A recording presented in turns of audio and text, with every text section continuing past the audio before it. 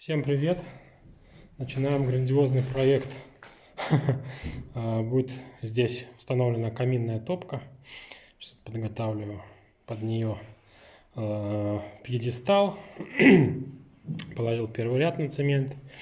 Значит, будем ее облицовывать. Здесь будет конвекция, обогревать это вот все помещение. Вот. И дополнительно вот там вот в уголочке будем делать шахту, потому что это будет труба с нижнего помещения, там тоже будет впоследствии строиться печь. Вот. Все это дело в одно будет объединяться и вот туда уходить на кровлю. Вот таким вот образом каминная топка, забыл производителя. Ну, потом я покажу, что за топка, покажу производителя.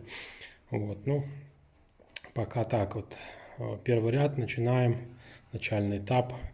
Значит, вот здесь вот будет с этой стороны забор воздуха снизу, с этой, и потом уже, когда топка будет греться, шахта будет проходить через топку, и где-то вверху этот уже теплый воздух будет выходить на помещение. Ну, а вот это дровничок здесь предусмотрен, то есть туда будем дровишки складывать. Таким вот образом следите за видео.